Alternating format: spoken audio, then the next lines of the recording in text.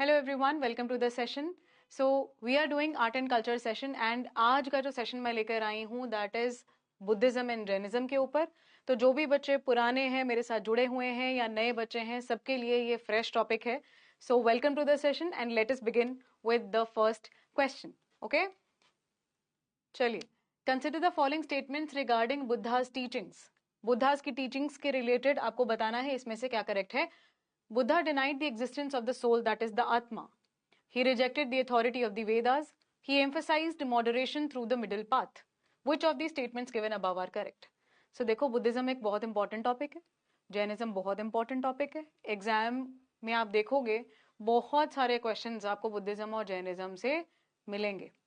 तो ये टॉपिक, और कम से कम तो 2 से 3 क्वेश्चन आपको मिल ही जाएंगे कैसे ना कैसे करके, डायरेक्टली इनडायरेक्टली. या तो स्पेसिफिक सीधा क्वेश्चन होगा बुद्धिज्म जैनिज्म पे, या कनेक्टेड क्वेश्चन किसी और रिलीजन के साथ ऐसा मिक्स करके दे देंगे. राइट, डिफरेंट तरीके से पूछ लेंगे, कुछ लिटरेचर से क्वेश्चन पूछ लेंगे, कुछ कॉन्सेप्चुअल क्वेश्चन पूछ लेंगे, जैनिज्म के साथ रिलेट करके पूछ लेंगे, कंपैरिजन में पूछ लेंगे. राइट, अलग अलग तरीके से क्वेश्चन पूछे जाते हैं.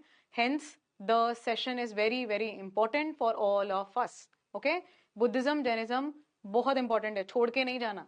चाहे स्टेट का एग्जाम है, वेदर इट इज पंजाब का एग्जाम या किसी भी स्टेट का एग्जाम है, सिविल सर्विसेज का एग्जाम है, यूपीएससी लेवल का कोई एग्जाम है, तो उसके लिए ये इंपॉर्टेंट है. ठीक है, फेवरेट टॉपिक है ये. सिविल सर्विसेज एग्जामिनेशन के जो एग्जाम सेटर्स होते हैं ना, उनका क्वेश्चंस जो बनाते हैं, इसीलिए बार बार देखने को मिलता है. आंसर कर दो मुझे, इसका क्या होना चाहिए. एग्जिस्टेंस ऑफ सोल के अंदर बुद्ध ने बिलीव किया या नहीं किया? क्या उन्होंने डिनाई किया? बिल्कुल डिनाई किया. He rejected the authority of Vedas, बिल्कुल सही है. He emphasise the moderation through the middle path, अष्टांगिका मार्ग या अष्टांग मार्ग जिसको हम कहते हैं, the 8 fold path. So yes, the correct answer here is 1, 2 and 3. Right, 1, 2 and 3. Okay, all right. अगले क्वेश्चन पर चलें. अगले क्वेश्चन को देखते हैं यहां पर क्या आंसर होना चाहिए. The 4 noble truths of Buddhism include what. 4 noble truths दिए बुद्ध ने. जब बुद्ध को निर्वाण की प्राप्ति होती है, गया के अंदर पीपल के पेड़ के नीचे भगवान बुद्ध को निर्वाण की प्राप्ति हुई, एनलाइटनमेंट मिला, सैल्वेशन, मोक्ष, कुछ भी कह लो. राइट, अब उसके बाद भगवान बुद्ध ने अपना एक्सपीरियंस शेयर किया कि निर्वाण को पाने का मेथड क्या है, निर्वाण क्या है, व्हाट इज इट. सार बता दिया सारा का सारा. 4 जीवन के सत्य बता दिए, 4 नोबल ट्रूथ्स बता दिए क्या है वो.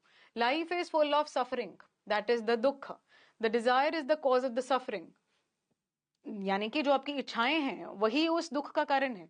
तीसरा, suffering can be ended by the elimination of desire, कि अगर आप इस इच्छा को ही खत्म कर दो तो आपकी सफरिंग खत्म हो जाएगी. आज की डेट में भी ये बिल्कुल लागू होता है कि हमारे जो डिजायर्स हैं, क्योंकि उनका कोई एंड नहीं, हमें एक चीज हम गोल रखते हैं, वो चीज हमें अचीव हो जाती है, मटेरियलिस्टिक चीजें हमें अचीव हो जाती हैं. फिर उसके बाद वो मिलने के बाद हमें लगता है कि अच्छा यार, ओके मिल गया अब ये, तो अब कुछ और चाहिए. फिर वो मिल गया, फिर कुछ और चाहिए, और ये चेन चलती रहती है इंसान की जिंदगी के अंदर. ये कभी खत्म नहीं होता. ओके, सेटिस्फैक्शन जो है वो नहीं आती है इंसान के अंदर. बहुत कम इंसानों के अंदर ये चीज होती है कि हाँ जो मेरे पास है मैं उसके साथ बहुत ही ज्यादा खुश हूं, मुझे और कुछ नहीं चाहिए दिन दुनिया के अंदर. ऐसे लोग आपको बहुत कम मिलेंगे. तो बौद्ध धर्म के अंदर ये कहा गया कि जीवन का एक बेहद सत्य जो है, बेहद इंपॉर्टेंट सत्य जो है वो ये है कि जीवन में दुख होगा, जीवन सफरिंग से भरा हुआ है. क्यों? क्योंकि सफरिंग का कॉज क्या है?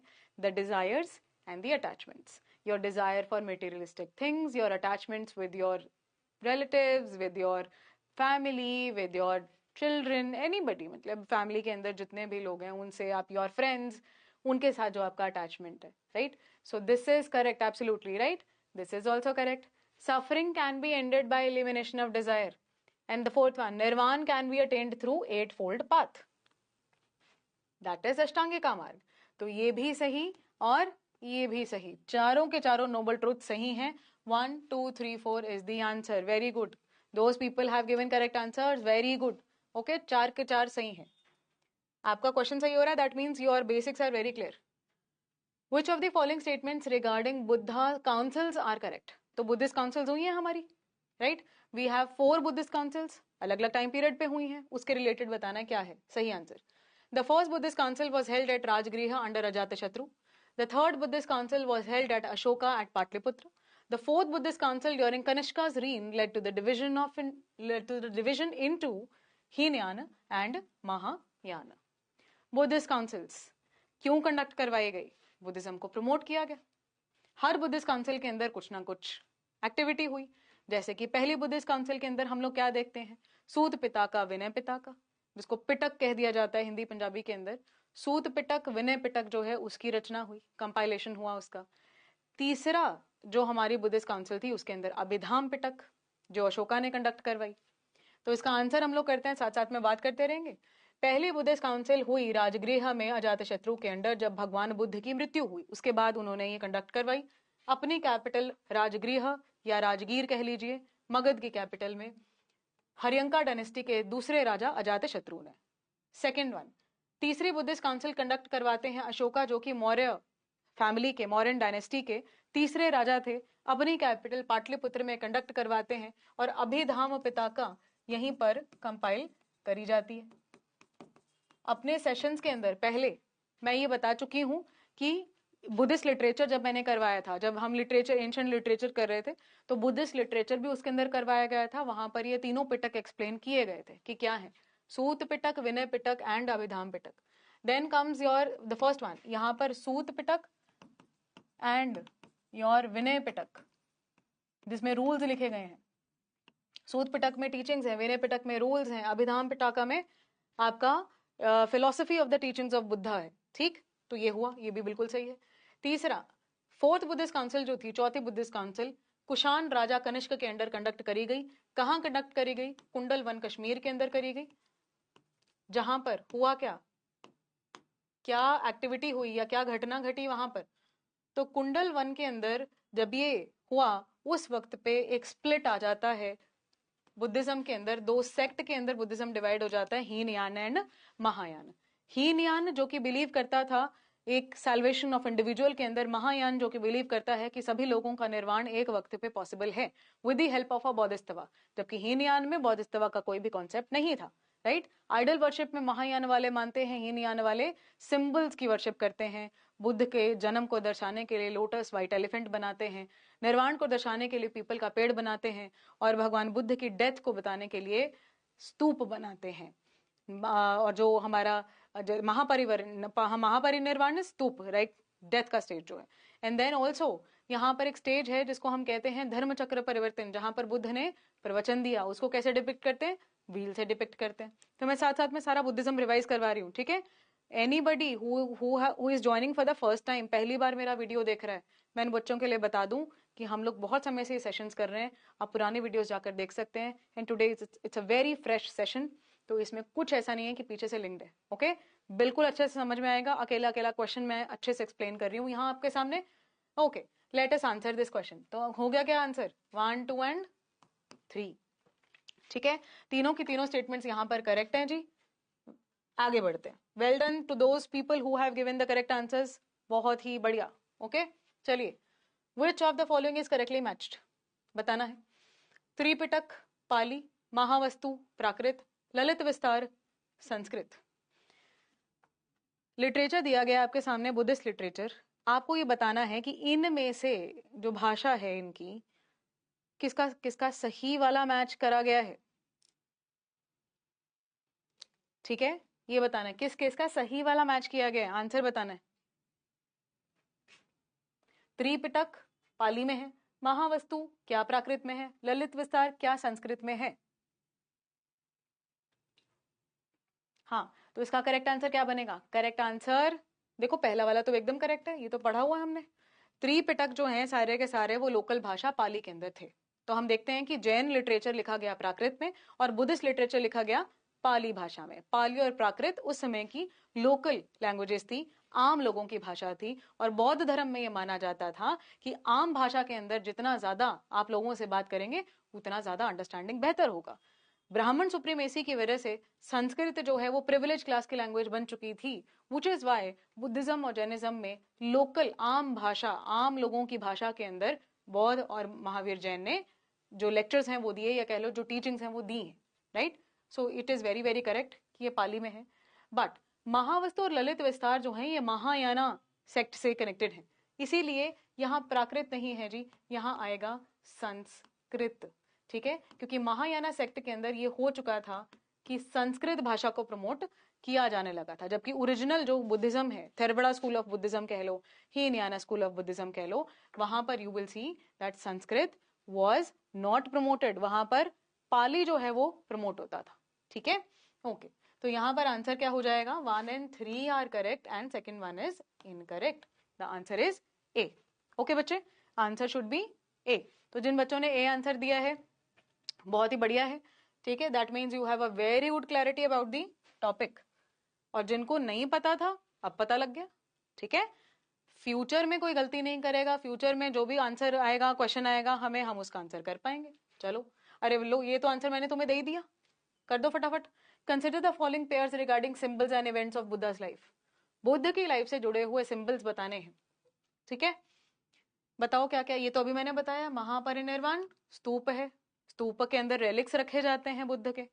अच्छा, मैं ये बात आपको फिर से बता दूं कि मैंने लास्ट सेशन के अंदर भी ये शेयर करी थी और अभी मैं आपसे शेयर कर रही हूँ कि दिवाली वाले वीक के अंदर मैं लेकर आ रही हूँ हिस्ट्री रीलोडेड नाम से एक सीरीज को। ठीक है, उसके अंदर मैं करवाने वाली हूँ सबसे पहले मॉन्यूमेंट्स ऑफ इंडिया, मतलब हिस्ट्री को एकदम हम लोग बहुत ही बढ़िया कर देने वाले हैं, सारे फैक्ट, सारे कॉन्सेप्ट्स को हम लोग करने वाले हैं। और जो पहला सब सीरीज मैंने स्टार्ट करी है वो है मॉन्यूमेंट्स ऑफ इंडिया। ऐसे हम लोग डिफरेंट बैटल्स को करेंगे, डिफरेंट पर्सनालिटीज को करेंगे जो कि बहुत फेमस हुई है हिस्ट्री में, मतलब जहां से क्वेश्चंस बनते हैं। ठीक है, तो चाहे फिर वो जनरल ऑडियंस हो या फिर यूपीएससी को प्रिपेयर कर रहे हुए बच्चे, सिविल सर्विसेज या कोई भी एग्जाम को जो प्रिपेयर करते हैं, उनके लिए ये सीरीज मतलब एकदम धमाका होने वाली है, बहुत फायदा होने वाला है। बस केवल 5 से 10 मिनट का वीडियो है और पूरा का पूरा टॉपिक समझ में आ जाएगा वहां से। ठीक है, इतने शॉर्ट टाइम पीरियड में इतना सारा नॉलेज बहुत कम मिलता है, हेंस मस्ट वॉच है। आने वाले टाइम पर आप जरूर चैनल पर चेकआउट करते रहिएगा, ये सीरीज मैं लेकर आ रही हूँ। ओके, चलिए, तो उसके अंदर पहला मैंने सांची स्तूपा कवर किया है, आप देखना उस सीरीज को जरूर। ओके, चलो, आंसर यहाँ पर आने स्टार्ट हो रहे हैं हमारे। क्या आ रहा है, बर्थ का जो होना चाहिए क्या है, lotus and bull, white elephant भी होता है। एनलाइटनमेंट, बोधि ट्री, ये भी बिल्कुल सही है, जो पीपल का पेड़ था, बोधि ट्री, बोध गया में।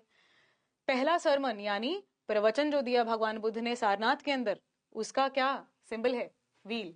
अब इसका देखो क्या क्या कहते हैं, एनलाइटनमेंट को बुद्धिज्म में क्या बोलते हैं, निर्वाण।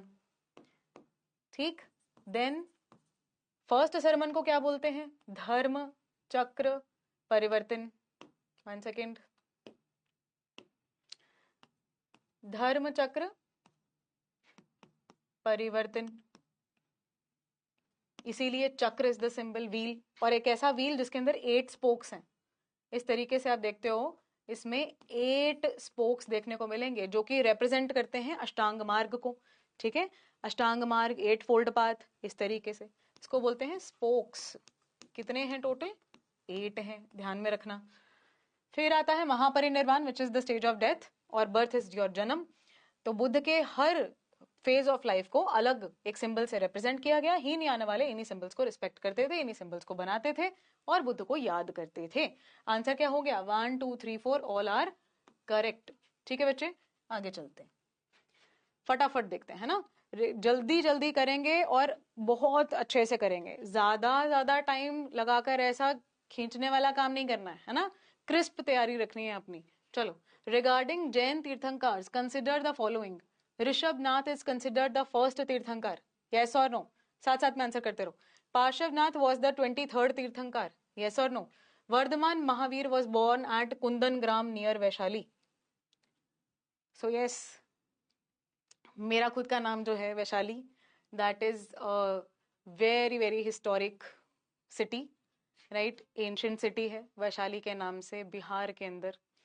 तो अगर आपका कोई ऐसा नाम है जो कि हिस्ट्री से कनेक्ट करता है, राइट, हिस्ट्री रिलेटेड है और ऊपर से हिस्ट्री ऑप्शनल है, तो जरूर भाई अपने नाम का पूरा कुंडली जो है अपनी तैयार करके जाना। क्या नाम का सिग्निफिकेंस है, क्या नाम का इंपॉर्टेंस है, ये फर्स्ट प्रोबेबल क्वेश्चन होता है आपका नाम, वो आपको पता होना चाहिए उसकी इंपॉर्टेंस क्या है, right. And since my subject is history, then इस तरीके के क्वेश्चंस तो एकदम ऐसा शूट किए जाते हैं आपके ऊपर। ओके, चलिए, Vardhaman Mahavir was born at Kundangram near Vaishali, बता देंगे इसका आंसर मुझे जल्दी जल्दी। क्या होना चाहिए? महावीर जैन का जन्म कहाँ हुआ था? बिल्कुल सही है, ये कुंदन ग्राम वैशाली के अंदर, ठीक है। और पहला वाला एकदम सही है, पहले तीर्थंकर ऋषभनाथ हैं, पार्श्वनाथ 23वें तीर्थंकर हैं, और 24वें कौन है? वर्धमान महावीर, महावीर जैन है 24वें तीर्थंकर। आंसर यहाँ पर हो गया हमारा 1, 2 एंड 3, तीनों स्टेटमेंट्स आर करेक्ट, ध्यान रखना, बहुत फेमस है ऋषभनाथ एंड पार्श्वनाथ। अच्छा, ऋषभनाथ को ऋषभ देव भी लिखा जाता है, ऐसे भी लिखा जाता है, ऋषभ देवा या ऋषभ देव। ये एक्चुअली देव का जो साउंड है, इट इज संस्कृत वर्जन, जब आप इसको बोलोगे तो इट्स देव ऐसा साउंड करता है, so that is why it is written like DEO, जैसा आप बोल देते हैं वैसा ही लिख देते हैं। सो स्पेलिंग्स ऐसे अलग अलग मिल सकते हैं, Rishabhanath, Rishabhdev, Rishabhdev, one and the same thing है, ठीक है बच्चे।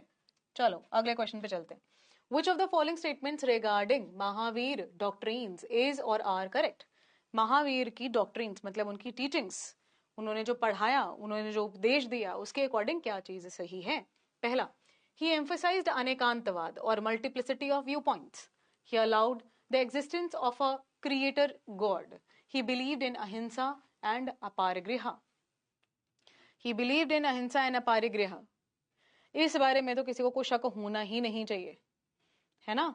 ये तीसरा वाला जो स्टेटमेंट है, इसमें तो किसी को कोई डाउट होना ही नहीं चाहिए। कारण जो नॉन वायलेंस का कॉन्सेप्ट है, देखो, अच्छा, अहिंसा प्रोनाउंसिएशन है, नेजल साउंड आता है, लेकिन लिखते एम से है, ओके, लिखा ही ऐसे ही जाता है। नॉन वायलेंस के ऊपर जैनिज्म का हार्ड कोर कह लो बिलीफ है, उसके ऊपर बहुत ज्यादा पुश दिया जाता है, बहुत ही ज्यादा माना जाता है। मतलब आपके हाथों से इंसान या कोई जानवर, तो क्या आपके हाथ से तो कोई इंसेक्ट नहीं मरना चाहिए इंटेंशनली, इवन अनइंटेंशनली ऑल्सो, मतलब यू हैव टू ट्राई, लेकिन इंटेंशनली तो बिल्कुल भी नहीं। अपारगृहा नॉन एक्यूमुलेशन ऑफ वेल्थ, जो कि दोनों धर्मों के अंदर पढ़ाया जाता है, ये दोनों बातें, नॉन एक्यूमुलेशन ऑफ वेल्थ यानी धन दौलत को इकट्ठा करने पे फोकस नहीं करना है, ठीक है। इतना चाहिए, इतने किले होने चाहिए, इतने एकड़ जमीन होनी चाहिए, इतनी मेरा, है ना, पूरा वेल्थ होना चाहिए, उसके ऊपर फोकस नहीं करना। Alright, live a simple life, simple living के अंदर बिलीव करते थे बुद्धिज्म और जैनिज्म। तो yes, this is also correct. अब बता दो मुझे बाकी दो करेक्ट हैं कि नहीं। 7th क्वेश्चन का आंसर मुझे देना, बाकी दो करेक्ट हैं कि नहीं। तो इसमें देखो, ये जो सेकंड वाला पॉइंट है ये गलत है बेटा। क्यों?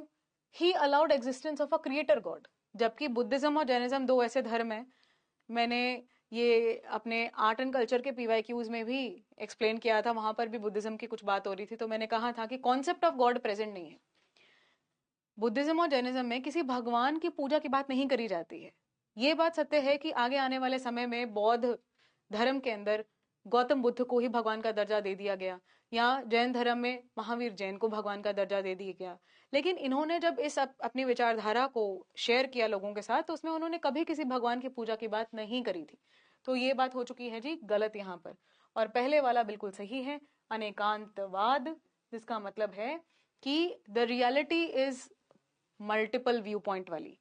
हमें लगता है कि एक चीज सही है, ये चीज गलत है, 100% right, 100% wrong, but for somebody something can be false also, जो मुझे ट्रू लग रहा है, क्या पता वो किसी, बेसिकली व्यू पॉइंट की बात है, आप किसी चीज को किस नजरिए से देखते हो, राइट। मेरे लिए शायद कोई चीज जो है वो सही हो, लेकिन किसी और की नजरों में वो चीज गलत हो सकती है, राइट।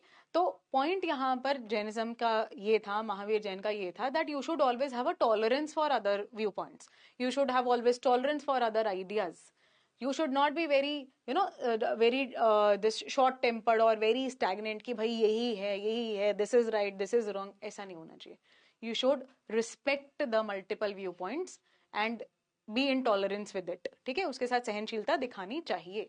ये है अनेकांतवाद। इसी प्रकार से शून्यवाद को भी दिया उन्होंने, द कॉन्सेप्ट ऑफ नथिंगनेस, मतलब everything is there but there is nothing, zero है सब भाई, किसी की नजरों में कोई चीज है और किसी की नजरों में कोई चीज नहीं है, तो शून्य, मतलब जीरो सेंस ऑफ नथिंगनेस को जरूर आपको पहचानना चाहिए। You should not be so filled up, you should not be so proud of things कि भाई मैं ही हूं जो सब चीज का जानकार हूं, ओके। दैट इज एकदम ऐसा भ्रम में जी रहे हो, इस तरीके की बातें. All right, so answer should be 1 and 3 are correct and second statement is wrong, beta. Okay, 7th is done. Next. 5 vows. महाव्रत, पंच महाव्रत, यानी 5 ऐसी चीजें जो पढ़ाई जाती हैं जैन धर्म के अंदर, वो क्या है? Of Jain monks include truth, that is सत्य, नॉन वायलेंस अहिंसा, नॉन स्टीलिंग अस्त्य, सेलिबेसी दैट इज ब्रह्मचर्य, नॉन पोजेशन अपारिग्रह. Very beautiful and very basic question यहाँ पर, जो कि बच्चों को पता होना चाहिए बहुत अच्छे से. सत्य, अहिंसा, अस्तेय, ब्रह्मचर्य, अपारिग्रह. अब इसके अंदर आप लोग मुझे आंसर करो, ठीक है? आप लोग मुझे आंसर करो कि अच्छा, पहली बात, ये तीनों सारे के सारे पांचों के पांचों जो हैं वो करेक्ट हैं. B is the answer. ठीक है बेटा जी? अब मुझे ये बताना है आपने कि इसमें से कौन से हैं जो महावीर जैन ने दिए और कौन से किसी और तीर्थंकर ने दिए. मुझे इसका आंसर आपने करना है, ठीक है? इसका आंसर आप मुझे करना है कि इसमें से कितने ऐसे हैं जो दिए महावीर जैन ने और कौन से ऐसे हैं जो किसी और तीर्थंकर ने दिए हैं ये पंच महाव्रत में से. ठीक है? ओके, तब तक मैं अगले क्वेश्चन पे चलती हूँ. The division of Jainism into Digambar and Shvetambar. तो हमें पता है जैन धर्म 2 पार्ट्स में स्प्लिट होता है. जब मौर्यन डायनेस्टी का रूल चल रहा है, चंद्रगुप्त मौर्य का रूल चल रहा है, देन इट हैपेंड. श्वेतांबर और दिगंबर में what is the difference? Difference in attitude towards nudity of monks. Difference in the interpretation of Mahavira's teachings. Influence of local linguistic variations. तो कहते हैं महावीर जैन की टीचिंग्स को लेकर डिफरेंस है. न्यूडिटी, बिकॉज दिगंबर सेक्ट वाले न्यूडिटी को फॉलो करते हैं, श्वेतांबर वाले सफेद कपड़े पहनते हैं. They are white clad. Shvetambar white clad कहलाते हैं. क्लैड का मतलब कि ऐसे कपड़ा लपेटते हैं. और दिगंबर सेक्ट वाले जो हैं वो स्काई क्लैड कहलाते हैं. Digambar is sky clad and white clad is Shvetambar. तो स्काई क्लैड का मतलब क्या हुआ कि भाई जो आकाश है आप उसके नीचे हो, you are not wearing anything nude. इसके अंदर मेल ही होते हैं, मतलब मंक्स होते हैं, नन्स नहीं होते. Alright. Difference in attitude towards nudity of the monks. Difference in the interpretation, Mahavir की टीचिंग को लेकर ये जी. और तीसरा जो बता रहे हैं वो कह रहे हैं कि लैंग्वेज का इशू था. लैंग्वेज को लेकर यहाँ पर दोनों में डिफरेंस आता है. लोकल वेरिएशन था लैंग्वेज में, जिस तरीके से ये लोग बात करते थे या पढ़ाते थे, ये बातें आपसे करी जा रही है कि इस वजह से, कि भाषा की वजह से भी ये दोनों आपस में डिफरेंस रखते थे. इज दैट ट्रू और नॉट? तो पहली चीज ये बिल्कुल सही है. जहां श्वेतांबर जो है वो व्हाइट क्लैड है, ऑफ कोर्स इस चीज का डिफरेंस था, ये मैंने अभी खुद आपको बता दिया कि जो दिगंबर सेक्ट वाले हैं वो ये बिलीव करते हैं कि न्यूडिटी को फॉलो किया जाना चाहिए, वेराज श्वेतांबर सेक्ट वाले इस चीज में बिलीव नहीं करते हैं. Second one, difference in the interpretation of Mahavira's teaching. ये बिल्कुल नहीं है बेटा. महावीर की जो टीचिंग्स हैं, अच्छा one thing, okay, so this thing is not there. Okay, ये है महावीर की टीचिंग्स को लेकर इंटरप्रिटेशन, इनको कहीं कहीं they make it changes. Basic teachings को लेकर कोई प्रॉब्लम नहीं है, बट एक्सटेंडेड टीचिंग्स जैसे होती हैं, आगे से आगे विचार बनते हैं, उसको लेकर जरूर दिक्कत यहाँ पर रहती है. ठीक है, आपस में फर्क रहता है इनका, मतभेद रहता है इनका. तीसरा, लिंग्विस्टिक वेरिएशंस को लेकर कोई दिक्कत नहीं है. लिंग्विस्टिक वेरिएशन मतलब कि भाषा को लेकर कोई दिक्कत नहीं है. हालांकि श्वेतांबर वाले नॉर्थ साइड थे, दिगंबर वाले साउथ साइड थे, पर भाषा को लेकर आपस में कोई विवाद नहीं था. ओके, अगर आप इधर देखो सेकंड वाले में, तो इधर क्या मेजर पॉइंट आता है? महावीर की कौन सी टीचिंग्स को लेकर इनको ज्यादा इशू है? डिसिप्लिन को लेकर, कि भाई अगर एक संघ है तो संघ में डिसिप्लिन कैसा होना चाहिए. दिगंबर सेक्ट वाले अलग फॉलो करते हैं, श्वेतांबर वाले अलग फॉलो करते हैं. ठीक है, लेकिन बेसिक टीचिंग्स को लेकर ज्यादा फर्क नहीं होगा. आंसर यहाँ पर होगा 1 and 2, 3 इज इनकरेक्ट. ठीक है, भाषा को लेकर कोई फर्क नहीं है. Consider the following about Buddhist architecture. Stupas were built to enshrine relics of Buddha or his followers. Chaityas were prayer halls containing the stupas. Viharas were monasteries for residence of the monks. तो Buddhist architecture में ये 3 जो चीजें हैं, चाहे वो स्तूप हो, चैत्य हो, विहार हो, तीनों बहुत इंपॉर्टेंट है. होते क्या है ये बताना है. स्तूपस क्या होते हैं, विहारस क्या होते हैं, चैत्यस क्या होते हैं. मीनवाइल आप इसका आंसर करेंगे और मैं आपको पीछे वाले का आंसर देती हूँ. राइट. सो पहले जो हमने पंच महाव्रत किए उसमें से जो पहले 4 हैं, लास्ट वाला ब्रह्मचर्य है. ब्रह्मचर्य को छोड़कर बाकी जो ऊपर वाले 4 थे वो दिए हैं पार्श्वनाथ, जो कि 23वें तीर्थंकर थे, और ब्रह्मचर्य that is chastity was given by 24th तीर्थंकर महावीर जैन।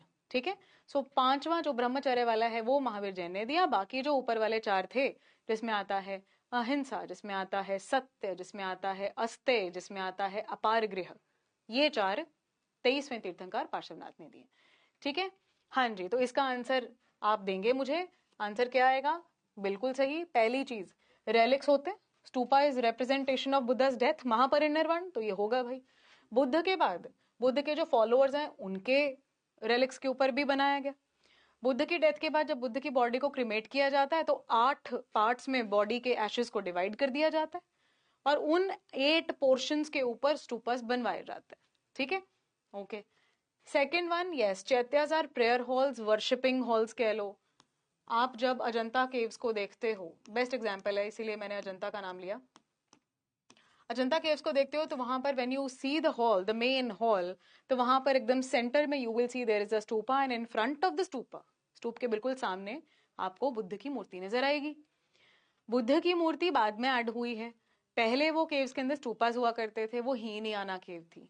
तो जब महायाना बुद्धिज्म बहुत बढ़ा तो स्तूपा के साथ साथ मूर्ति भी ऐड कर दी गई है। मतलब इतना खास टाइम का डिफरेंस नहीं है, बट द थिंग इज कि ऐसा हुआ है कई केव्स के अंदर।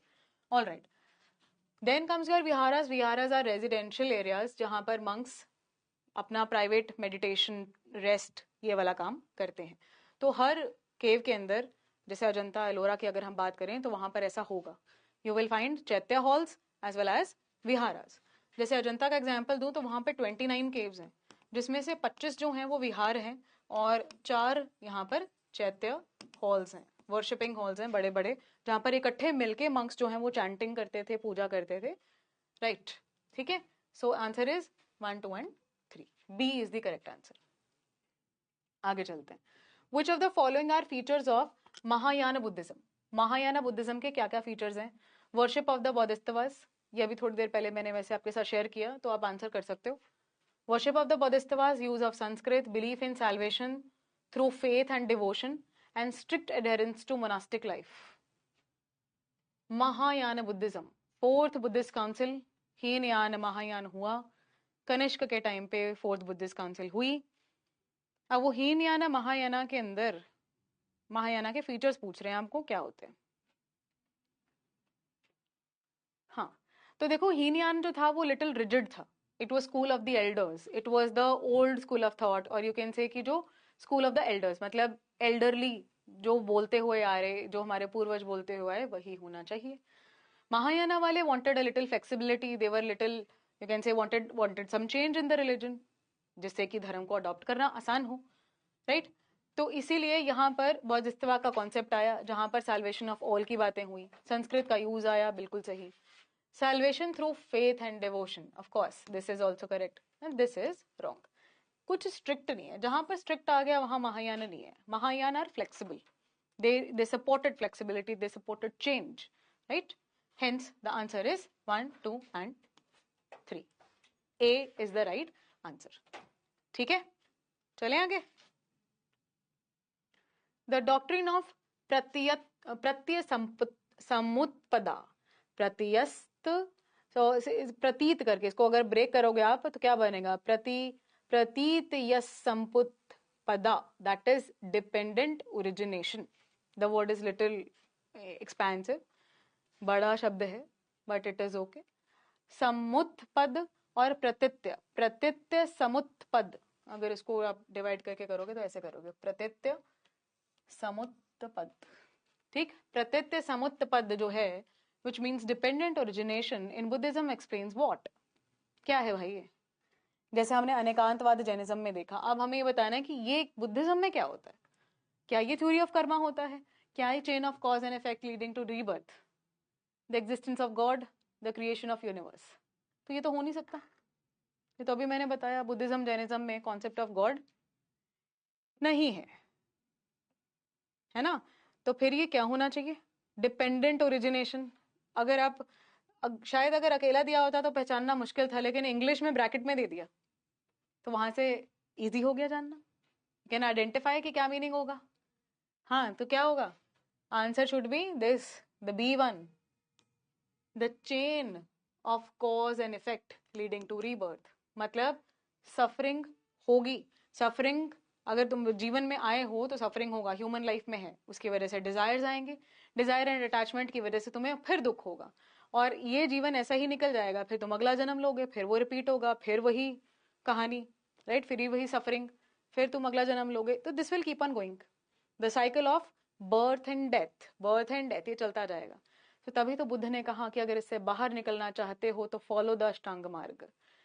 किसी भी प्रकार का कॉज, किसी भी प्रकार का जो दुख है, वो उसका जो डिजायर अटैचमेंट उसका कॉज है, दूर हो जाएगा, सफरिंग दूर हो जाएगी, दोबारा जन्म लेना नहीं पड़ेगा इंसान के जीवन में, यू विल गेट द मोक्ष, ठीक, एनलाइटनमेंट। तो वो चीज यहां पर कही गई, and the answer should be B. ठीक है बच्चे, अगला, regarding Buddha's parinirvana consider the following statements. It took place at Kushinagar, he was 80 years old at that time, the event is represented by reclining buddha image, reclining buddha image। तो answer करते हैं यहां पर पहला, बुद्धा का जो डेथ है क्या कुशीनगर में हुआ? बिल्कुल हुआ। वर्धमान महावीर का डेथ कहाँ हुआ? पावापुरी, जगह सेम है भाई, गोरखपुर डिस्ट्रिक्ट उत्तर प्रदेश के अंदर।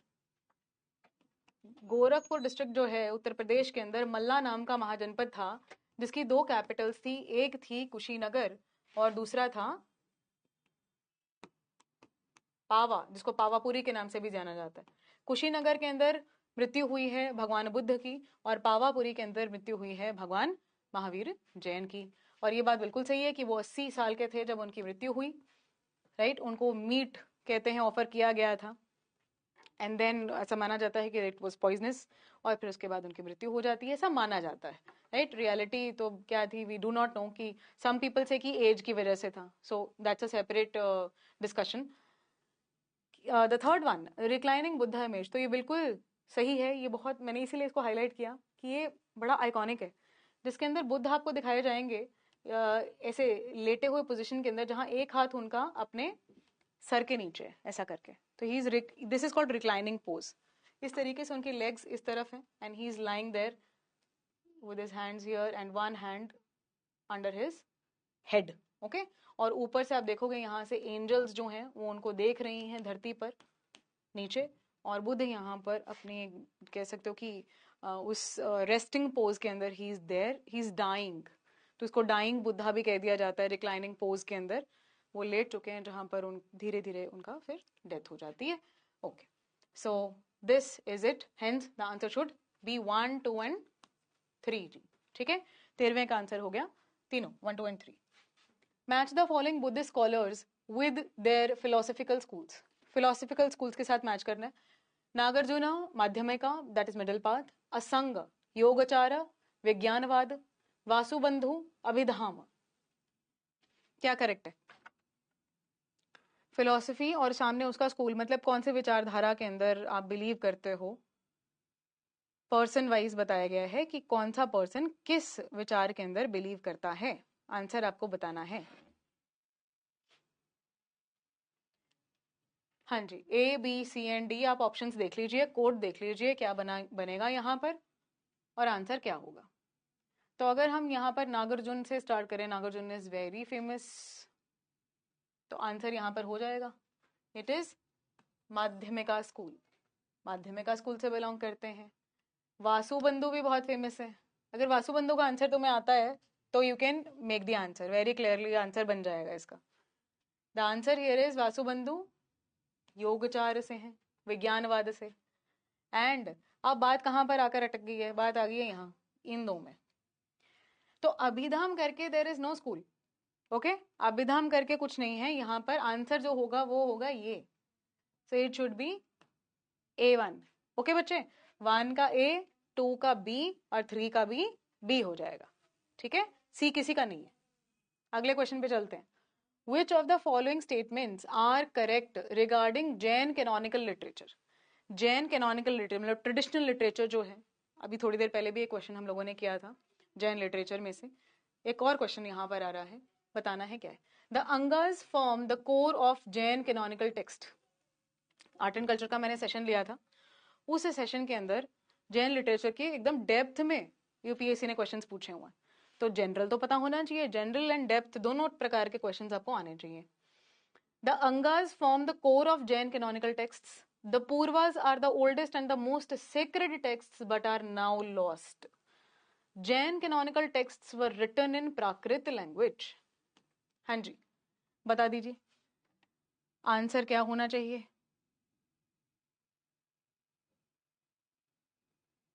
क्या होना चाहिए आंसर? प्राकृत के अंदर क्या लिखा गया या नहीं? सो यहाँ पर बेटा जी मैंने उस टाइम जब एक्सप्लेन कर रही थी आर्ट एंड कल्चर के क्वेश्चंस को, तो वहाँ आर्ट एंड कल्चर का जो सेशन मैंने PYQs वाला लिया, वहाँ पर आई हैड एक्सप्लेन्ड अंगास को, पूर्वास को, ये बात मैंने वहाँ पर करी थी किस तरह का कैनोनिकल लिटरेचर जैन्स का होता है. तो ये बात बिल्कुल सही है. अगर आपने वो सेशन ढंग से लगाया था तो ये आंसर आप कर जाओगे. Angas are core of Jain literature. Purvas are the oldest and the most sacred texts. That is also correct. And Jain canonical texts were written in Prakrit language. ये भी बिल्कुल सही है. अर्धमगधी प्राकृत के अंदर ये लिखे गए. ठीक है. सो ये था हमारा आज का last question that we had done today. और इसी तरीके से और सेशंस भी आ रहे हैं. सिखिज्म के ऊपर मैं सेशन लेकर आ रही हूँ आने वाले टाइम पर, तो जरूर उसको अटेंड करना. स्पेशली जो बच्चे PCS का एग्जाम दे रहे हैं वो वाले, एंड अदरवाइज UPSC के लिए तो चाहिए ही चाहिए. वहां तो 101%. PCS पंजाब वाले थोड़ा और ध्यान से करेंगे क्योंकि वहां पे ज्यादा क्वेश्चन आएंगे. ठीक है बच्चे. So that was all for today. And yes, one announcement for you people that we have brought this Diwali के उपलक्ष्य के अंदर दिवाली पे एक ऑफर आ रहा है जहां पर we are offering you a very very nominal fees के ऊपर the entire course, offline and online दोनों मोड के अंदर. ऑनलाइन वाले की जो फीस है that is 14,999 and offline mode में you can see it is 84,999. अगर आप में से कोई भी बच्चा मुझसे बात करना चाहता है, किसी भी फैकल्टी से बात करना चाहता है, you just have to do 100 rupees का रजिस्ट्रेशन. और वहां पर नीचे जब आप रजिस्टर करोगे तो you can call also. Okay, call पे भी ये सब कुछ हो जाएगा. एक बार बस you have to take my name. Alright, एक बार आप उनको बता दीजिए कि हम मैम से बात करना चाहते हैं, ये हमारा क्वेरी है, हमें डायरेक्ट बात करनी है. तो you can talk to me as well. Otherwise also if you want to come physically, आप ऑफिस आकर मुझसे मिलना चाहते हैं, वो भी पॉसिबल बिल्कुल है. Right, for any kind of query, for any kind of doubt. Alright, so that was all from my side and I will see you in the next session. Bye bye, take care.